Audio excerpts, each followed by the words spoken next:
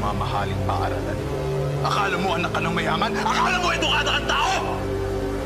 Kung tutusin, bibitsugin babae ka lang naman. Salamat ka nga, pinagpapasensyahan kita. Uy, mga nalilimutan mo. Alta sa syudad yung pamilya niya. Kaya hindi basta-basta yan. Alam mo, ang swerte mo nga eh.